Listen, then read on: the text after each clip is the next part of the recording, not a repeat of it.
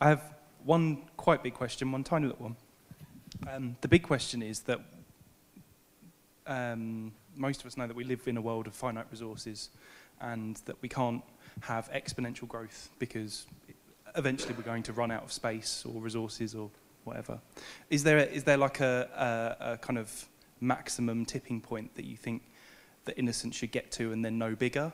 Or is there like a finite growth plan that you have, or have you not kind of thought that far ahead yet? Because I know you're not, although you're sponsored by Coca-Cola, you're not exactly as big as they are. I mean, I know I saw a thing on TV where they said that they consider their direct competitors to be water, and that they actually look at their business in terms of how many throats their drinks pass through as a percentage of the total population of the world. And I guess you probably think about your product distribution in slightly different terms. So yeah, my question is basically, is there a point at which you think this is big enough, any bigger would be unsustainable, or do you think you can grow exponentially? Second question, the little one, have you ever thought about doing baby food?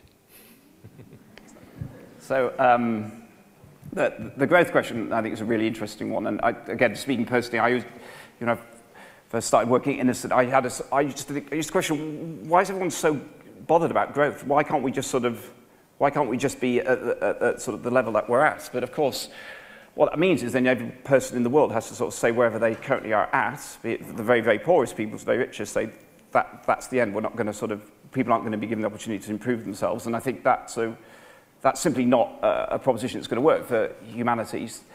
And on a business level, we saw in 2008 the consequences of not growing, which was people lost their jobs, and that was the least proud and darkest day of my professional career.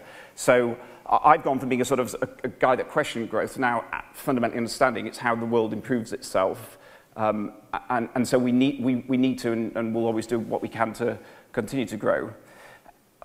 Innocent's in a relatively unusual position because the thing that we do is, we're first of all making food, and the reality is we're definitely always, as a species, going to need access to food. But you're right, the way that the world makes its food is becoming under increasing pressure because the population's going up and the amount of land staying the same. What we're excited by is that if you take the food that we make and analyse its nutritional benefits by its environmental impacts of it being produced, we are really top right in the grid of best for the person drinking it and best for the planet producing it, because it's the least environmentally taxing of most food items, but the most in terms of the nutrition that it brings.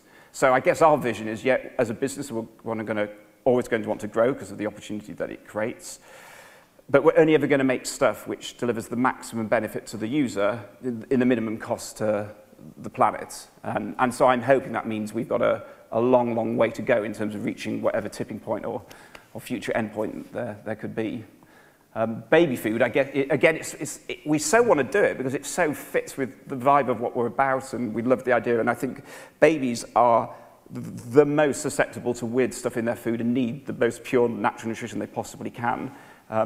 We just haven't yet found a way to improve what's out there on the market, because there's some good baby food brands, and again, we don't want to come in and just be a me too. We are only interested if we can make it genuinely better than what's currently there. So we keep looking at it and we keep talking to people about it. In fact, we're having conversations with some people right now. So maybe, but only if we can proudly say we have improved the world of baby food.